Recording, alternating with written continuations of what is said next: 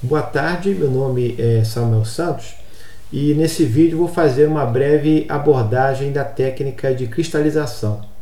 Essa técnica ela é muito utilizada na química orgânica para a purificação de sólidos. E ela consiste na dissolução do sólido, na sua forma impura, num solvente específico e este solvente estando a quente.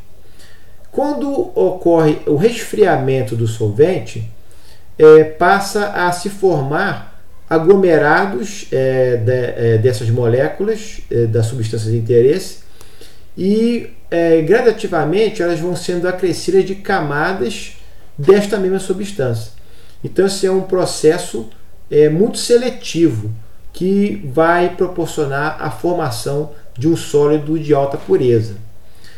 Este processo ele deve ocorrer de forma lenta, pois se ele ocorrer de forma rápida, ele até nem recebe mais o nome de cristalização, vai receber o nome de precipitação, e no processo de precipitação nós não teremos essa seletividade, haverá inserção das impurezas no sólido formado. Então é muito importante, para que a técnica de cristalização seja eficiente, que ocorra o resfriamento e a consequente solidificação da substância de interesse lentamente e que também o solvente tenha determinadas características em relação à substância de interesse e em relação às impurezas que estão inseridas nessa substância. Em relação à substância de interesse, o solvente ele deve ter a capacidade de dissolvê-lo a quente, ter a substância de interesse ter uma alta solubilidade neste solvente a quente e ser praticamente insolúvel, muito pouco solúvel, no solvente a temperatura ambiente ou numa temperatura mais baixa obtida através de resfriamento. E no caso das impurezas, o solvente deve ser capaz ou de ser insolúvel, as impurezas serem insolúveis nesse solvente, então elas podem ser retiradas através de filtração, quando houver dissolução do sólido, ou ele deve ser capaz, esse solvente, deve ser capaz de manter as impurezas solubilizadas enquanto ocorrer o resfriamento e a consequente formação dos cristais da substância que queremos purificar. Nesse tocante, é importante nós falarmos um pouquinho de solubilidade, né? A solubilidade ela é a capacidade máxima que um soluto tem de se dissolver em determinado solvente. E essa capacidade ela é muito influenciada, de forma geral, pela temperatura. Então, um solvente apropriado ele deve ter esta característica de ser muito sensível à variação de temperatura em relação à capacidade de dissolver a nossa substância de interesse.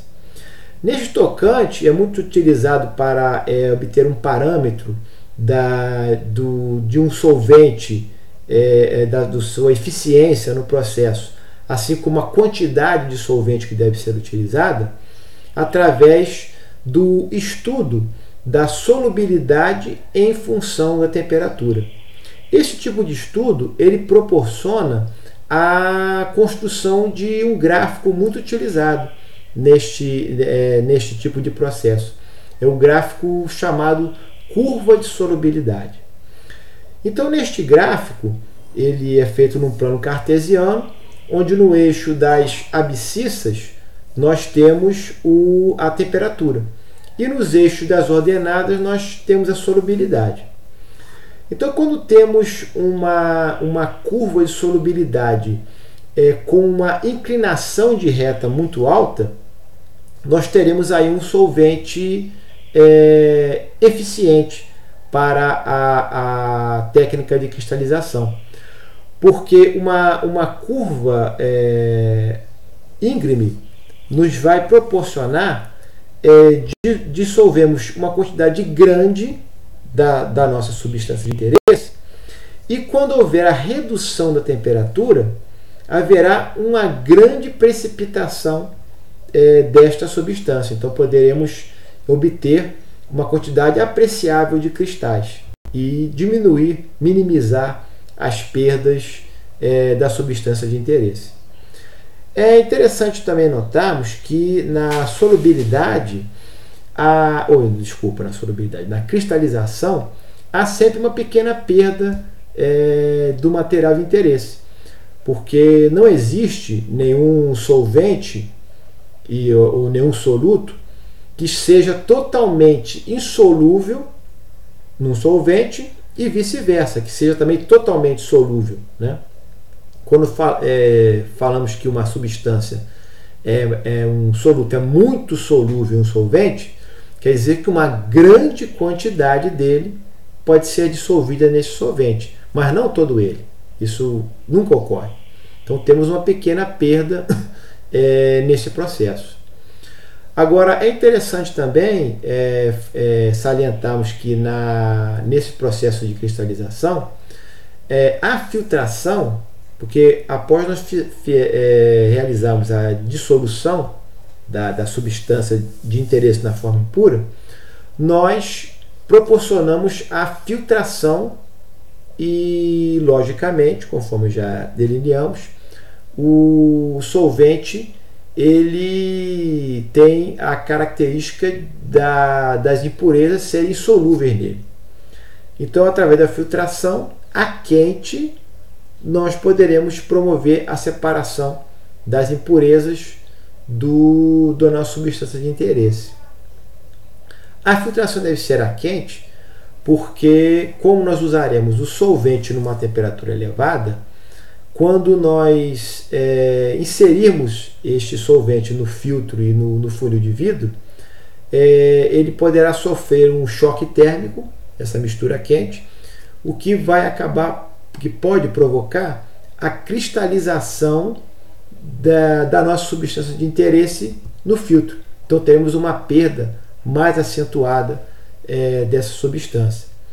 E outro fator importante também para esse método da cristalização é que, caso tenhamos uma impureza que seja solúvel no solvente, é preferível que essa substância, que essa impureza, ela seja muito solúvel no solvente, porque isso vai proporcionar que, durante o resfriamento, apenas a substância de interesse tenha condições de cristalizar, de poder se solidificar.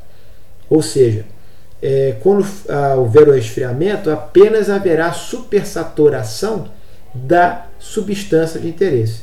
Então isso vai promover a sua purificação, pois enquanto isso, as impurezas que são altamente solúveis no solvente vão permanecer dissolvidas no mesmo.